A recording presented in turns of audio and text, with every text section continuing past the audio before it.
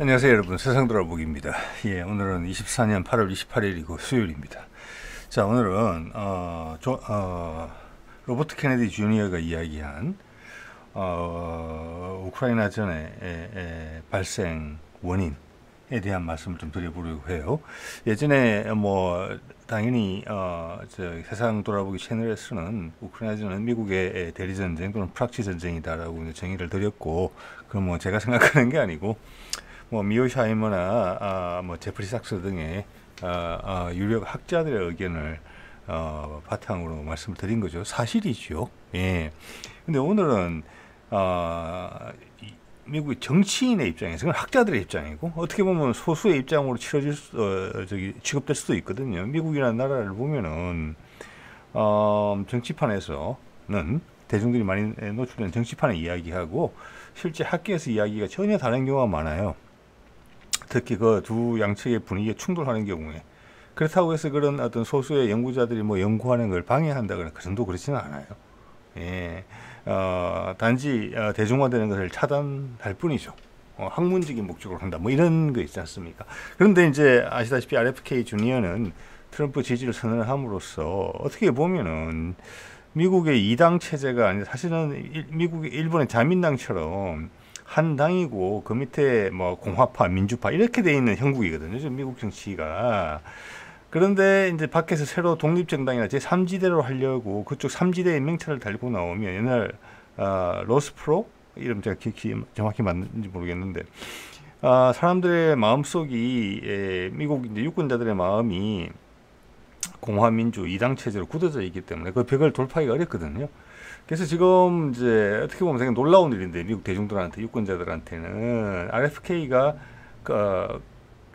뭐라고 할까, 트럼프를 지지하고 합류를 한 것은 지금 연합 정부를 한다 이 이야기거든요 지금. 그래서 그의 의견은 상당히 중요해요. 지금 이제 카말라 해리스 같은 경우는 대통령 후보 지명 때 이후에 인기가 좀 올라갔으나 다시 제자리로 수렴하는 그런 과정이 있거든요. 그렇기 때문에 지금 이제 RFK와 트럼프가 한 일은 밖에 3지대를 만들어서 새로운 정치 세력이 처음부터 올라오기는 어렵다. 네. 그래서 둘은 2당 체제 내에서 지금 3지대를 형성한 거예요. 사실 이제 민주당 내부에서 대통령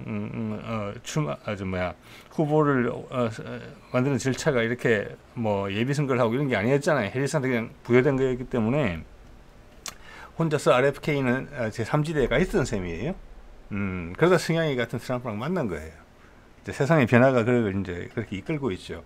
어쨌거나 트럼프의 당선 가능성은 다른 어떤 일이 생길 수도 있겠지만, 현재로 봐서는 당선 가능성이 높아 보이고 연합정부를 구성한다 이런 분위기고, 말씀드린 것처럼 트럼프 자체도 지금 공화당의 공화당의 명찰을 달고 있지만 공화당 사람이 아니에요. 지금 공화당 사람들 해리스를 지지하고, 트럼프는 새로운 인력을 구축하고 있어요. 인재풀을. 그 중에 K가 손을 잡고 들어온 거거든요. 그렇기 때문에 그의 우크라이나에 대한 이해는 상당히 중요한 거예요. 트럼프 혼자서 이야기를 해오긴 해왔죠. 우크라이나는 끝낸다고. 그렇지만 듣는 사람이 긴가민가해요. 우리나라 사람들도 그렇지만 미국 사람들은 더 합니다. 푸틴은 악마로 돼 있거든요. 불쌍한 우크라이나를 공격했다. 그래서 그 돈을 들여서 우리가 도와주고 있다. 이렇게 생각한단 말이에요. 그게 아니라는 생각이 트럼프뿐만이 아니라 RFK도 가지고 있고, 어제 또 지지선을 했던 툴시 가바드도 그렇게 생각을 하고 있고, 지금 부통령 후보인 JD 펜스도 그렇게 생각하고 있고. 자, 이 그룹이 이렇게 되는 거예요. 향후 정치가 커지면 그런 그룹들이 모인다는 거예요. 그래서 미국에서도 희망을 봅니다. 이게 우리하고 연관이 있거든요. 자, 지금 우크라이나는 끝난다는 이야기밖에 안 하죠. 거기 들어갔던 270조 원이나 어마어마한 돈을 앞으로 계속 더 들어갈 거라는 이야기죠. 지금 이제 카말라 해리스는 얼굴 마담이다 이렇게 돼 있으니까 지금 제가 봐도 그런 것 같습니다. 그 돈을 우리 내부의 문제에 쓰자. 우크라이나는 빠져나온다는 것은 가자 전쟁도 같은 방식으로 마무리가 될 것이고, 북한과는 화해한다. 불필요한 긴장을 조성하지 않는다. 거기에 핵심이 뭐냐? 미국의 군산복합체, 소위 네오콘의 이해관계랑 직결되는 부분이에요. 왜 미국은 전쟁 없이 살지 못하는가? 그게 미국의 이해관계에 그렇게 중요한가? 아니다라고 지금 트럼프, RFK, 툴시 가바드가 주장하고 있는 거예요. JD 벤스까지 상당히 견고하게. 이거는 미국 정치권에서 혁명적인 일이에요. 자, 미국의 내공이 녹슬지 않았다. 이런 부분을 보여주는 거거든요. 그래서 RFK가 우크라이나를 어떻게 보고 있느냐. 미국의 대리전으로 보고 있고, 미국이 시작한 전쟁이라고 보고 있고, 미국의 아주 사악한 목적의식이 뒤에 자리 잡고 있다. 이런 것을 그대로 이야기해주고 있어요. 그래서 훨씬 신선하게 들릴 겁니다. 학자들이 이야기하는 것보다. 자, 그의 이야기를 거의 고스란히 전달드리도록 하겠습니다. 자, 로버트 케네디 주니어가 트럼프를 지지선을 하면서, 자, 제가 RFK를 저도 이번 계기를 통해서 알게 된 것이고, 유튜브 AI가 제가 이걸 다루고 있으니까 많은 영상을 제시를 하는데, 주목을 못 받은 건 확실해요. 근데 성향은 63년에 암살당했던 존 F 케네디, 그리고 68년에 암살당한 자기 아버지 로버트 케네디 하고 아주 비슷합니다. 예, 그래서 미국의 희망 이런 것도 보여줬지만 전 세계의 어떤 희망, 아직 미국은 가장 큰 영향력을 행사하고 있는 나라거든요. 푸틴도 인정하다시피. 자, 그래서 그런 부분들에 대해서 좀 상기되는 부분이 좀 있고요. 그런 느낌을 여러분하고 공유하고자 합니다. 학자들이 이야기하는 거랑 유력 정치인이 이야기하는 거랑 전혀 다르다. 느낌이. 예. 자, 사실관계부터 확인해 볼게요. 자, 이 영상입니다. 이 영상은 구독자가 지금 뭐 한 9만 명 정도밖에 안 되고 최근에 그렇게 활발하지는 않은 것 같아요. 그리고 여기서 RFK도 뭐 자기들 좋아해서 하는 것 같지는 않아요. 뭐 작은 채널이잖아요. 근데 이거는 이 122만 명의 조회수, 122만 조회수를 기록했어요. 7개월 전에 나온 건데. 예, 이거 하나만 독보적으로 올라와 있습니다. 7개월 전이니까 지금 뭐 트럼프 진영에 조인한다 이런 이야기 나올 때 전이에요. 전혀 서로 악담하고 있을 때예요. 자, 그리고 제가 봤을 때 지금 이제 RFK의 위상을 봤을 때는 이 채널의 호스트가 조금 예의가 없다 이런 느낌이 들 정도의 동영상이었습니다. 제가 링크는 밑에 저기 설명란에 해놓겠습니다. 여러분 궁금하신 분들 직접 가서 보시기 바랍니다. 자, 전반적으로 이렇게 이야기했죠. 미국민들을 거짓말에 속았다. 거기에는 RFK가 이야기하는 센서십이 있습니다. 언론 검열과 통제. 예. 자, 어떻게 미국 사람들을 지금 최면을 걸었느냐? 우리는 미국의 최면이 걸린 다음에 그 아류로서 우리도 그대로 최면이 걸리거든요. 그래서 RFK의 등장은 상당히 트럼프한테 덕이 되는 거예요. 왜? 그가 존 F 케네디의 조카고 아버지 상당히 훌륭한 정치인이었고 비명에 갔다. 의혹을 가진 채로. 그래서 이것을 국내 이론이 어떻게 받아들이느냐. 여기까지 트럼프에 휩쓸려서 이상한 여론재판으로 몰고 가기는 쉽지 않을 거예요. 그래서 이게 힘이 있는 겁니다. 이런 선택을 했기 때문에 이런 목소리가 전 세계에 들리게 된 거예요. 이거는 그 엄청난 지각 변동을 이야기해요. 이때까지 경고했던 장벽에 금이 가는 그런 느낌을 제가 봤거든요. 자, 그래서 푸틴은 우크라이나 그쳐서 유럽을 점령하려고 한다. 이게 바이든이 늘 하는 이야기예요. 미국 사람들의 대부분이 이게 믿고 있고, 우리나라의 많은 사람들도 미국 사람만큼 아니지만 상당히 많이 믿고 있는 그런 컨셉이죠. 예, 이거 악마화하는 거죠. 자, 여러분도 이제 인생을 중년 이상으로 살아오신 분들은 아실 겁니다. 세상에 흑백은 없더라. 내 개인의 삶을 돌아봐도 그렇잖아요. 순간순간 최선을 다할 따름이고 실수를 했다는 것은 지금 기준으로 돌이켜보면 내가 성장하는 단계였구나. 실수는 반드시 필요한 거구나. 그죠? 그리고 도전도 필요한 거구나.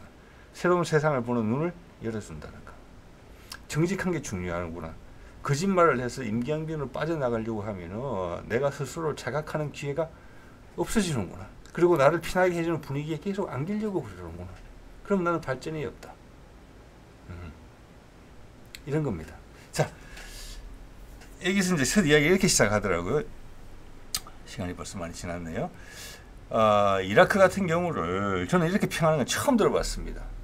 예, 뭐 미국 정치인을 떠나서 이런 이야기는 금기 시대에 있잖아요. 예, 이런 금기 시대의 이야기가 나온다는 게 대단한 것 같습니다. 자, 트럼프가 정권을 잡으면 거기 2인자가 될 수도 있는 사람이에요. 이 사람은 현재로 봐서는 뭐 부통령이 있으니까 2인자까지는 아니지만은 최고 결정에 영향을 줄 수 있는 사람이 될 수 있거든요. 그리고 그 결정이 지금 일맥상통하고 있단 말이에요. 자, 이라크를 어떻게 이야기했느냐? 당시에 가장 진보적인 중동 국가였다.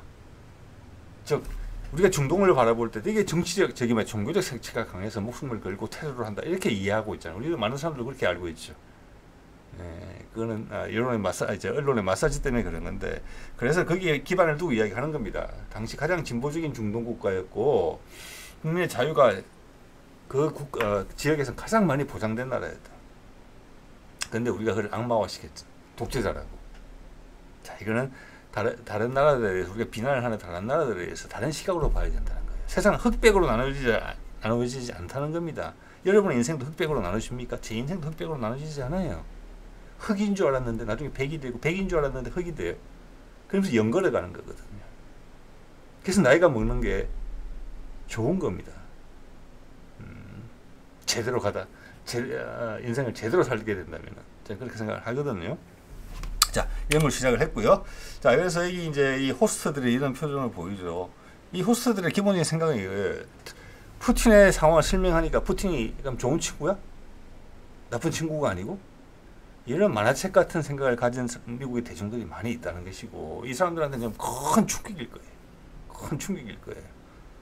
트럼프만은 무시하면 되는데 이게 RFK가 등장을 했고, 털시 가바드가 등장을 하면서 그의 목소리에 귀를 기울이게 되거든요. 사람들이 아마 그들이 여기에 합류 선언하고 지지 선언을 하고 나서 그들이 했던 언급이 지금도 적지 않은 조회수를 기록하지만 훨씬 조회수가 늘었을 거라고 봅니다. 그래서 양당 체제의 근간이 내부에서 흔들리고 있어요. 이 사람들이 내부로 잠입해서, 정말 민주당 출신, 공화당 출신이잖아요. 그 내부에서 빠져나오건 거꾸로 역진을 하든지 간에 이 2당 체제, 사실은 1당 체제인데 그걸 붕괴시키고 있어요. 엄청난 파열음이 들리고 있습니다. 지금 미국 사람들 표정이 이래요. 이게 뭔 소리지? 예? 그래서 자, 이 미하일 고르바초프 이야기부터 나오는데, 여기 보면 이제 미하일 고르바초프가 그 당시에 이제 소련이 어려웠죠. 붕괴되기 직전이었거든요. 그래서 할 수 있는 게 없고 서방에서 추파를 던지는 게 있단 말이에요. 그래서 그 추파를 하나 물어주면서 이런 이제 제안을 하게 됩니다. 자, 제가 말씀드린 내용 전부 다 이 로버트 케네디 주니어가 한 말을 한국어판으로 말씀드리는 거예요. 동독에 그 당시 주둔하고 있던 소련군을 45만 5천 명 정도 있었는데 철군을 하겠다. 이미 선 양보를 한 거예요. 이 선을 끄은 거예요. 더 이상 몰리면 다 잃겠다 생각이 들었기 때문에. 그래서 소련이 붕괴되기 전에 양보할 건 양보하면서 선을 지키자 이런 결심을 했다고 봐지는 거거든요. 자, 통일한 독일이 이게 어떻게 되냐면은 동독이 분해된 상태에서 동독과 서독이 통일을 한 게 아니고 동독을 분해했어요. 나라가 없어졌어요. 그 다음 여기저기 흩어져 있는 작은 나라들이 서독이 흡수된 그런 형식으로 통일이 된 거거든요. 이거는 남북한의 통일 방식 같은 데서 한번 참고를 우리 해야 됩니다. 자, 통일 독일이 나토 회원국으로 계속 남아 있는 거에 용인한다. 나토가 거기까지는 와도 된다. 이거는 고르바초프의 양보죠. 그 외에 어디에 경제적인 인센티브나 여러 가지 있었을 거예요. 그래서 가장 핵심적인 건 이거거든요. 그래서 고르바초프가 요구한 것은 대신에 내가 그까지는 양보할 테니까 나토를 더 이상 확대하지 마라. 우리 피부에 와닿게 하지 마라. 예. 뭐 동독 같은 경우는 그 다음에 폴란드가 있잖아요. 자, 그렇게 이야기를 했고 그것을 미국이 약속을 해줬다는 거잖아요, 지금. 예, 이게 모든 일의 시작입니다, 지금. 그런데 오른쪽에 보이는 그 브레진스키가 당시에 나토 동진을 해서 러시아를 포위를 해야 된다. 예, 그러면서 어떤 네오콘이라는 형식이, 물론 그전에도 네오콘, 지나고 보니까 네오콘 방식이 괜찮았고 그 어깨가 괜찮았죠. 월남전, 한국전, 많은 군비가 들어갔겠지만 방산업체들은 좋았던 거거든요. 예, 예. 자, 그러면서 그게 이제 이렇게 체계화되기 시작했다. 이렇게 보시는 게 맞을 것 같고, 그래서 러시아를 고립시켜야 된다. 자, 거기에는 여러 가지 생각이 있었겠죠. 향후 성장할 가능성이 있다. 절대 우리하고 색깔이 맞을 수 있는 나라가 아니다. 이런 판단이 분명히 있을 수 있어요. 브레진스키는 폴란드 출신이에요.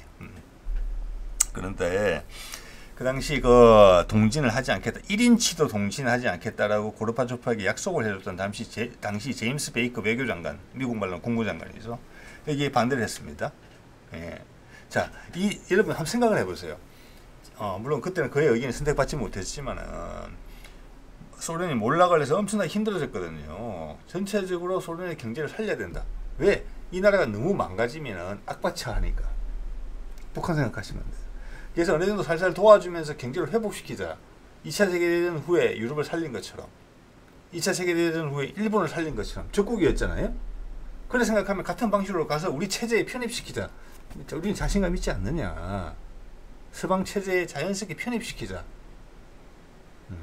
근데 결과적으로 경우의 수를 보면 제임스 베이커의 말이 맞아요. 다른 데서 다 그렇게 적용을 했거든요. 중국은 적은 아니었지만 미국 체계에 편입시켰잖아요. 경제적으로. 예, 지금은 뭐 자기들하고 맞서고 있지만 자, 지금 같은 방식으로 하면 러시아와 군사적 긴장이 고조될 것이다. 왜? 러시아라는 땅은 너무나 크고 유럽의 역사를 봤을 때 러시아는 점령당한 적은 없거든요. 자, 여러분 한번 판단해 보십시오. 근데 결국 그 당시 이제 아버지 부시하고 그 뒤를 이어서 이 대통령이 된 클린턴은 이 브레진스키의 손을 들어주는 겁니다. 그래서 지금 여기에 이제 RFK의 의견은 왜 이런 선택을 했느냐? 네오콘이 이걸 원했다. 계속 전쟁이 나야지 계속 이익을 보는 그룹이니까. 그때는 더욱더 그럴만 했죠. 소련이라는 적을 무너뜨렸잖아요. 이제는 전 세계 패권을 내가 쥐고 있는데 아직 중국은 아직 멀었을 때고. 그래서 그런 게 있었다고 봅니다. 그래서 세계 전체의 조화를 생각한 게 아니고 미국의 덩치가 커진 여러 번의 전쟁을 거치고 냉전을 거치면서 덩치가 커진 외교정책과 외교정책 이해와 군사적 이해 그리고 방산업체가 이해를 최우선으로 삼는 그게 미국의 전체는 아닌데도 불구하고 그들이 상층부를 차지하게 됐었다. 왜? 전쟁을 통해서 미국을 거기까지 끌고 왔으니까. 소련을 이기게 한 승리의 본진이 그들이니까. 그들이 거부한 거죠. 그들이 이렇게 가야 된다.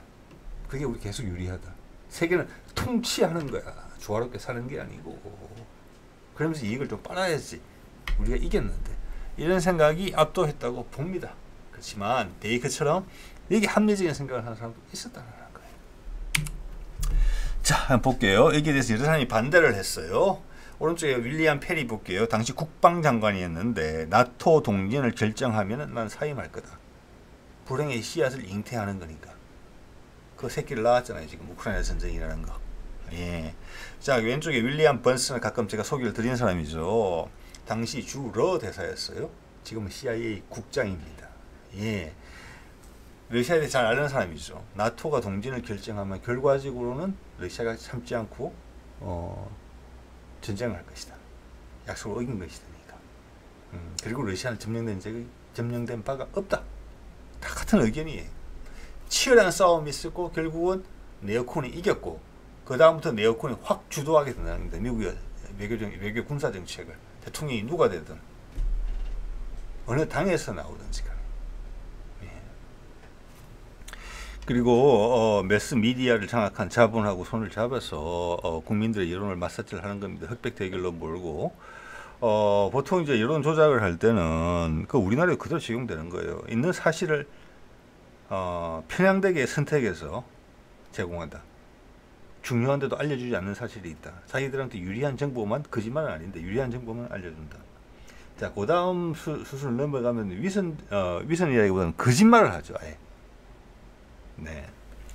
자, 그때 뭐 항상 람보 영화 이런 것들 많이 유행하던 시절이라고 생각하시면 돼요. 90년대 막 이럴 때, 예, 미국이 뭐 아드레날린이 막 뿜어져 나올 때죠. 자, 여기서 RFK 주니어가 상당히 중요한 이야기를 합니다. 이거 여러분 한번 생각해 보십시오. 저는 엄청나게 일리가 있다고 보거든요. 그래서 나토 국가들을 팽창을 시키잖아요. 동진을 결정했다는 것은 이제 폴란드랑 좀 러시아 국경에 접한 많은 나라들이 나토 동맹이 됐잖아요. 그게 엄청난 압박이거든요, 사실은. 그리고 약속을 어긴 거고 고르바초프하고 했던 것을. 자, 여기서 이겁니다. 나토를 신규로 가입한다는 것은 군사 동맹인이고 서로가 전쟁을 하면 가서 도와줘야 되는 거고 무기 체계를 단일화해야 돼요. 예를 들어서 러시아 같은 경우는 주력과 곡사포가 152mm인데 나토 같은 경우는 155mm란 말이에요. 나토의 동맹국으로 가입하게 되면 155mm를 써야 돼요. 다른 모든 무기 체계도 마찬가지예요. 호환이 되게. 그건 일리가 있잖아요. 그죠? 전시에 서로 호환성이 보장이 돼야 되는 거잖아요. 한쪽 나라가 공격받아서 산업 기반이 무너지면 다른 나라에서 생산해 줘야 될 거잖아요. 자, 그렇기 때문에 나토 표준을 따라야 된다. 우리는 한미 동맹이 있는데 미국은 미군하고 무기 체계를 맞추죠. 그래서 우리 체계는 미국하고 딱 똑같아요. 우리는 거꾸로 그 수출에 활용하려고 하는데 미국은 나토의 두목이니까 우리나라의 무기 체계는 나토의 무기 체계하고 표준화가 되어 있어요. 우리하고 나토하고는 아무 상관은 없지만. 네. 자, 그런 묘한 상황이 있어서 방산업체한테는 진출하는 데는 도움이 돼요. 우리가 예를 들어서 러시아의 무기 체계를 우리가 표준으로 따르고 있다 그러면 상관은 없겠죠. 예. 자, 이 말은 뭐냐면은 새로 나토 회원국이 가입이 된다. 그들은 새롭게 서방의 무기 체계를 대부분 들여와야 된다는 이야기를 하는 거예요. 특히 고급 무기 체계는 당연히 그렇겠죠. 그래서 방산업체 입장에서는 나토 회원국이 하나 늘면은 밥그릇이 하나 넣는 거예요. 다 이렇게 철크덕 철크덕. 그게 가장 큰 매력 포인트라는 거예요. 그리고 가끔 전쟁이 발생해. 그럼 전 세계에서 전 세계 이론을 마사지한 다음에 돈을 끌어모아서 그 나라들의 방산업체 그 무기를 소모한 데다가 다 메꿔주는 거잖아요. 어떻게 보면 한국 전쟁이 그래요. 그 가운데 일본이 덕을 봤죠. 월남 전쟁도 그랬을 거고 베트남 전쟁도 수많은 목숨이 희생됐지만 방산업체 돈을 벌었어요. 아무 이유 없이 가서 사람 민간인만 60만 명 이상 종합적으로 100만 명 이상이 사망했을 이라크에 가서도 똑같이 그랬죠. 일단 십시일반으로 다른 나라에 돈을 받아가지고 했단 말이에요. 자, 지금 우크라이나전도 마찬가지잖아요. 그래서 그들이 자랑하는 거예요. 월남전이나 한국전 같은 경우는 미군들이 가서 많이 죽었다. 2차 세계대전은 말할 것도 없고. 그런데 우크라이나에서는 우리 병사 하나도 희생시키지 않고 러시아군에게 타격을 주면서 우리는 돈을 번다. 그 이야기는 안 하는데 사실 돈을 번다가 되어 있어요. 예. 이것이 그들 핵심이라는 겁니다. 이거는 반인륜적인 것이고 미국 전체의 이해관계, 미국 전체 대중의 마음과도 달라요. 거리가 크다. 그걸 지금 그 사실을 메꾸는 거예요. 지금 트럼프, RFK 이런 사람들이 이걸 이제 극명하게 느끼게 해주는 거예요. 그만큼 미국이 구석에 몰린 거죠. 그렇지만 그들 군산복합 전체도 이제는 느끼겠어요. 그것과는 무관하다. 그들은 미국 사람도 아니다. 미국 여권을 가지고 있는지는 모르겠지만 그들은 그들의 이익만을 추구하는 사람들이다. 네. 그리고 소련과 맺은 핵무기 확산 방지 조약 2가지를 일방적으로 탈퇴한다. 너희들 덤벼보려면 덤벼봐라. 우리가 힘의 우위에 있다. 이렇게 이야기하는 거예요. 자, 이렇게 되면은 우리 미사일 배치하면 그게 다 돈이에요. 그 사람들한테는 돈 버는 거란 말이에요. 미국 사람들 세금 내서 그거 해주는 거예요. 세금이 부족하면 빚내서 하는 거잖아요. 그리고 폴란드와 루마니아에 핵장착 가는 미사일을 배치해서 계속 압박을 하는 거예요. 불편하면 개겨 우리한테 덤벼. 우리가 박수를 내줄 테니까. 그거를 이 군산복합체가 네오콘이 원한다는 거예요. 전쟁을. 내 돈을 버는 거니까. 그리고 국민들이 거기 가서 뭐 징병이 됐던 용병이 됐던 싸우다 죽으면 그것은 마사지로 해결해 준다는 거예요. 네. 자, 그렇기 때문에 우리 한반도에서 북한과 미국 간의 긴장 관계가 조성됐을 때 미국 사람들이 어떻게 생각하는지 우리가 생각해 봐야 돼요. 세상에 전장을 쳐다볼 때 있어가지고. 네. 그래서 대만 사람들도 생각 잘 해봐야 돼요. 이런 점에 대해서. 예. 흑백 논리에 휘말리면은 그건 그들이 그린 그림판 속에서 우리가 뛰어놀아 주는 거예요. 인간적 가치가 너무 낮아지잖아요. 우리가 꿀벌 왕국에 사는 꿀벌 같잖아요. 그렇게 되면. 자, 좀 더 말씀드려 볼게요. 이걸 유로 마이단 혁명이라고도 부르는데, 자, 이게 뭐냐면은 미국이 이게 이제 제가 드리는 말씀은 RFK가 한 이야기입니다. 시민혁명이 일어나서 정권을 전복시킨 거예요. 어떤 정권이었는데 선거로 선출된 정권이었어요. 독재 정권이 아니고. 근데 그 정권은 양쪽에 끼인 상태였어요. 러시아와 미국. 미국은 우크라이나를 그들 영향력 속에 두고 싶었어요. 그래서 나토 가입시킨다. 그 말이 제일 큰 거잖아요, 지금. 그렇게 되면 우크라이나는 러시아와 국경을 접하는 나라예요. 예. 그리고 폴란드 같은 경우는 나라가 어느 정도 탄탄해요. 근데 우크라이나는 만지기가 좋아요. 개입해서 이런 짓거리를 할 수가 있다는 거죠. 폴란드만 해도 탄탄해서 안 된다는 거예요. 체코나 이런 나라들은 여기가 만지작거리가 좋다는 거예요. 그래서 여기를 딱 삼은 거죠. 그래서 정권을 교체시키는데 이것을 서방이나 우리 나무위키에서 유로마이단 혁명이라고 칭하죠. 이건 이긴 자가 쓴 역사예요. 객관적이지 않죠. 자, RFK가 이야기한 거 볼까요? USAID가 거기서 활동을 해서 미국 돈으로 50억 달러를 들였다. 지금 환율로 치면 6조, 7조를 써서 이 시위를 뒤에서 지원했다는 거예요. USAID가 뭔지 아십니까? 예전에 읽은 바가 있습니다. 이것은 뭐냐면은 비정부 기관 이런 거 있죠. Non-government organization 이런 거. 우크라이나의 경우에는 그런 기관들이 미국 CIA의 끈앞풀이였다는 겁니다. 무슨 인권단체, 시민을 보호하기는 어쩌고 그 길을 통해서 미국 돈이 흘러들어갔다는 거예요. 작전 자금이. 그래서 시위를 위해서 지원했다는 겁니다. 당연히 지금 우리도 혁명이라고 부르는 시민혁명이라고 부르는 것처럼 뒤에서 미국이 다 여론을 이렇게 만들어주는 거죠. 자, 우리가 5.18 때 미국한테 기댔던 게 이런 부분이거든요. 미국이 우리를 지원해달라 이렇게. 독재 정권에 저항하는데 군사 정권에 쿠데타 정권이잖아요. 여기 우크라이나 같은 경우는 정상적으로 뽑힌 정권을 이렇게 밀어냈단 말이에요. 그러니까 우리는 그때 미국을 되게 선한 나라의 핵심으로 보고 있었기 때문에 이 부정한 나라에 부정한 짓거리에 개입해서 이 군부 독재 세력을 좀 몰아내달라라고 기대를 크게 했는데 미국이 결국 등 돌리면서 전두환 정권 손을 잡아준 거잖아요. 그래서 반미 감정이 그때부터 생기기 시작했던 겁니다. 그래서 문화원의 방화 사건 같은 게 생겼죠. 자, 그래서 조만간 이 역사들은 새로 쓰여질 것이다. 들어가는 금액까지 나오고 있잖아요. 예.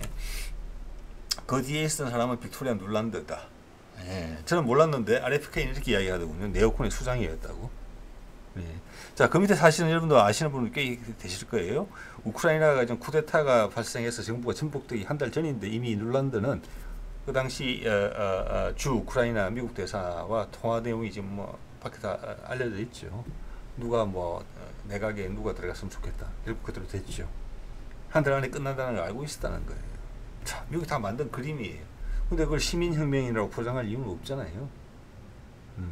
자, 이렇게 되고 나서 어떻게 되느냐. 돈바스 전쟁이 그게 14년이에요. 그때부터 시작됐고 그때 우크라이나는 시작된 거라고 RFK는 이야기하는 거에 저도 동의합니다.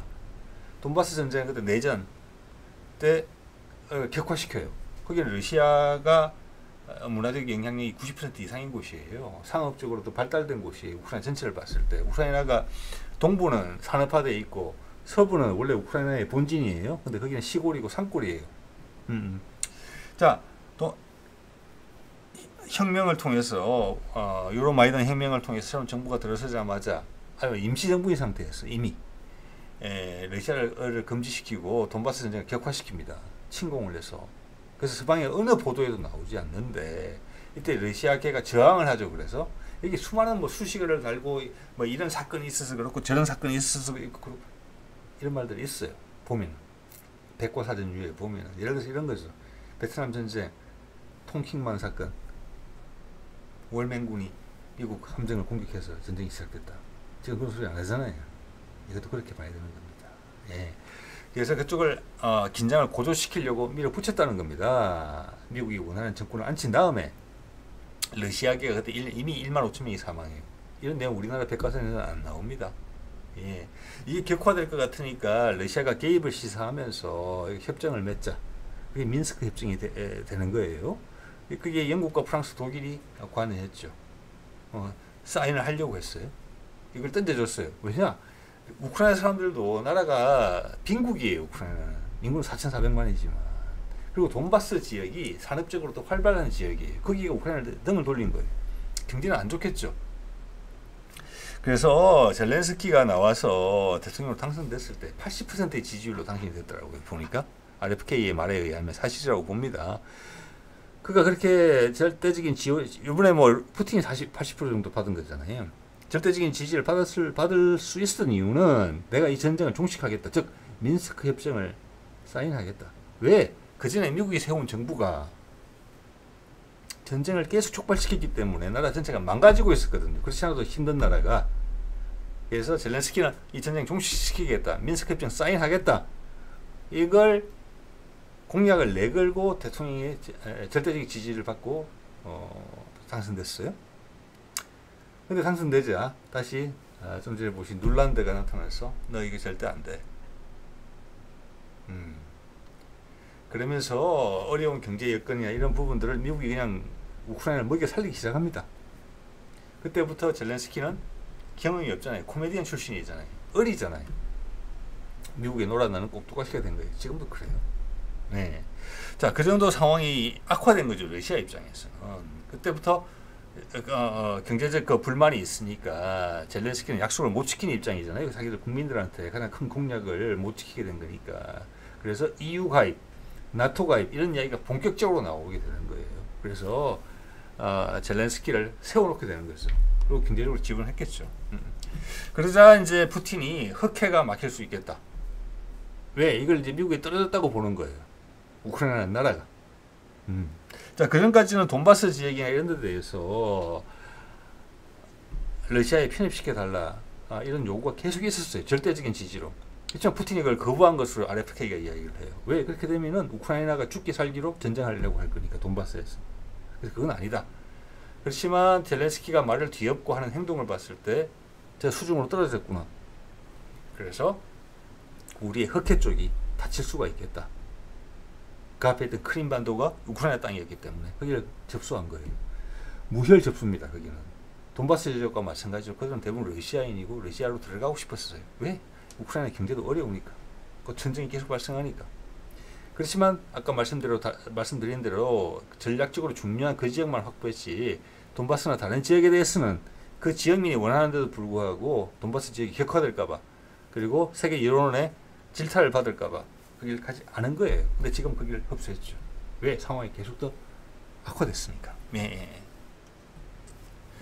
자, 그래서 이 젤렌스키가 민스크 협정 조인을 거부했죠. 그러니까 안면 몰수를 한 거죠. 그러니까 러시아가 4만 대군을 보냅니다. 그게 21년 겨울에 나온 이야기예요. 뭐 러시아 군들이 뭐 몇만 명이, 10만 명, 20만 명이 배치되기 시작했다 했는데 RFK가 확보한 정보에 따르면 4만 명 정도가 그 지역의 안정을 위해서 갔다. 자, 4만 명의 병력을 가지고 우크라이나를 점령한다고 보기는 어려울 거예요. 그죠? 예, 예. 자, 그렇게 압박을 가했어요. 자, 저는 이거 처음 들었어요. 병력의 규모에 대해서는.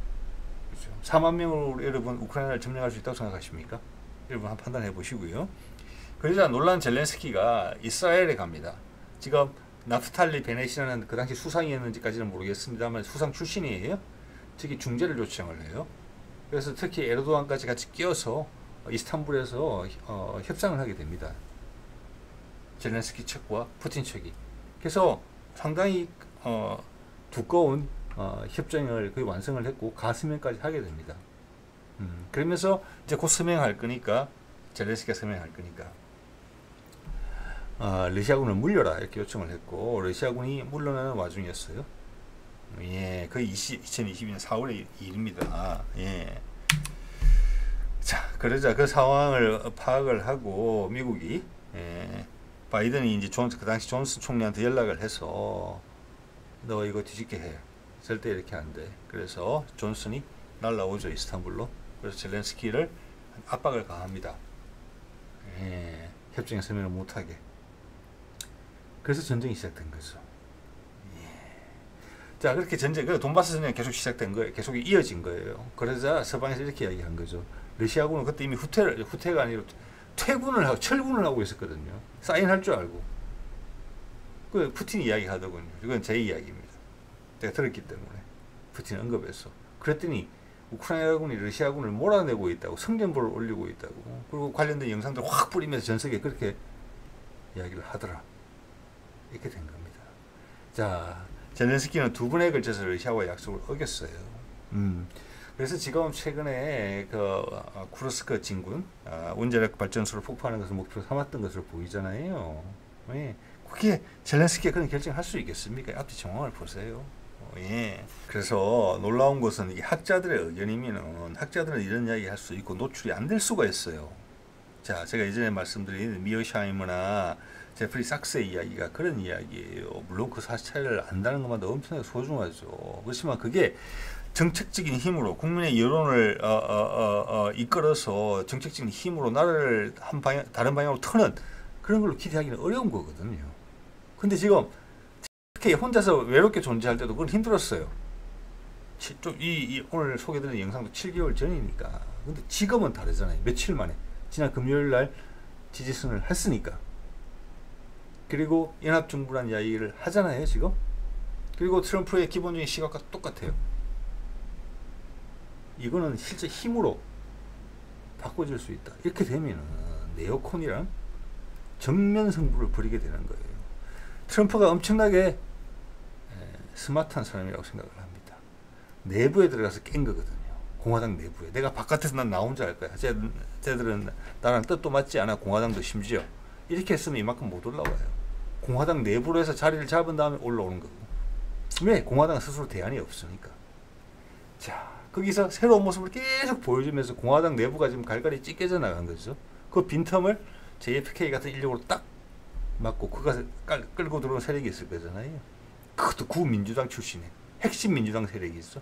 그리고 이틀 있다가는 또한 총망맞는 젊은 정치인을 민주당 출신을 또 영입하는 거잖아요.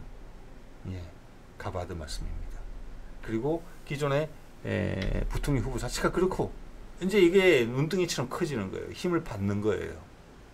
그래서 미국 내에서도 일부에서 이런 얘기가 나오는 거예요. 아, 마침내 2당 체제가 붕괴되는구나. 제3세력이 2당 체제 내부로 들어가서 폭파시키는구나. 그 표현이 맞다고 생각을 합니다. 예, 자, 이렇게 되면은 러시아하고 화해가 금년 후반부에 발생할 가능성이 커요. 그러면 윤석열의 노선과는 정반대 길이거든요. 노선과 네오콘이 주름 잡던 바이든 때도 한반도는 관리가 됐어요. 왜? 북한이 ICBM 쏘겠다고 그러니까. 그리고 종전선언도 계속 만지작거렸어요. 여러 가지 증거들을 제 채널을 통해서 말씀드렸잖아요. 이렇게 되면 윤석열은 지금 이제 일단 안 남은 게 돼요. 트럼프가 대통령이 된다고 하면 그럴 가능성이 높아 보인단 말이에요. 큰 변고가 없으면은. 그럼 윤석열은 지금 한 2달이라는 압박감을 받게 돼요. 그 사이에 무슨 수를 쓰려고 할 수 있을지 몰라요. 즉 트럼프가 되돌릴 수 없게. 그래서 푸틴이 북러 상호 방위 조약까지 맺어놓은 거잖아요. 그래서 아주 어렵다는 거예요. 근데 그 스타일을 봤을 때는 무리수를 둘 것 같거든요. 그러면 아무도 구해주지 않는다. 그의 뜻은 실현되기 어렵다. 야당도 만만치 않다. 지금은 국민의 경각심이 올라와 있다. 그리고 바이든이 그렇다고 해서 정권이 넘어갈 것 같으니까 네오콘이 힘을 써서 한반도에서 큰 불을 지르느냐? 그렇지는 않아요. 지난 4년간의 그들의 행태를 봤을 때는 다른 나라들과 달리 북한은 미국을 칠 수 있는 타격력을 확보하고 있고 미국이 인정을 해주는 것이고 그리고 물불 안 가리고 죽기 살기로 할 수 있다. 너 죽고 나 죽자가 되는 나라다. 그런 나라는 드물다. 이거는 미국한테 큰 위협이거든요. 자, 그리고 트럼프 체제가 구축될 게 확실한데 여러 가지 불장난을 하게 된다. 지금 야당도 상당히 강고해요. 국민들은 많은 정보를 공유하고 있어요. 이미 지지율은 바닥이에요. 더 이상 내려갈 데가 없을 거예요. 내려갈 데가 없을 정도예요. 힘들다. 자, 그렇지만 어떤 불장난을 하게 되면은 그게 종점을 가리키는 신호가 될지도 모른다. 이런 생각이 드는 것이고, 자, 오늘 이걸 보면서 정치인이 한 말이기 때문에 우리 한반도에 있었던 여러 가지 위기, 또 평시나 긴장시나 그 뒤에 큰 흐름은 이 네오콘의 흐름이 있을 수 있다. 한반도에 전쟁이 여러 번 났을 수 있다는 이야기를 말씀드리는 겁니다. 미국과 북한 간에. 그게 우리가 얼마나 주권을 행사하겠습니까? 지금 네오콘들이 하는 행태를 보세요. 우크라이나 같은데, 이라크 같은데. 그들이 북한을 하고 전쟁을 하는 게 그들의 이해관계에 맞다 그러면은 우리를 용병으로 쓰려고 하지 우리 때문에 전쟁을 안 한다 이러진 않았을 거예요. 근데 이제 남한의 경제 발전, 전 세계의 어떤 서플라이 체인의 주요 품목도 반도체나 기타 등등 여러 가지 자동차 뭐 이런 부분에서 우리가 차지하는 부분이 크기 때문에 갈수록 건드리기가 어려워지는 그런 상황이거든요. 그럼 클린턴 때처럼 한 90년대나 2000년대 초반에 했으면 충분히 가능하리라고 봅니다. 근데 그때는 북한이 스스로 무너질 수 있다고 생각했을 거라고 봅니다. 그때 그 고난의 행군 때 수백만 명이 굶어 죽었던 그 시절에 말이에요. 근데 그걸 견뎌내고 ICBM을 개발해 버렸잖아요. 예. 그 점은 미국이 각별하게 생각할 것이라고 본다는 거죠. 그래서 지금 이 상황에 와 있는 거예요.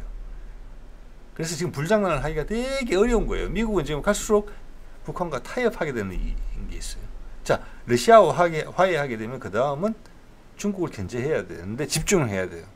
그게 아까 빌 번스 CIA 국장의 생각이거든요. 그게 트럼프의 생각일 거예요, 아마. 예. 자, 그렇게 되면 북한과 미국 사이에 서로 당기는 힘은 훨씬 더 강해져요.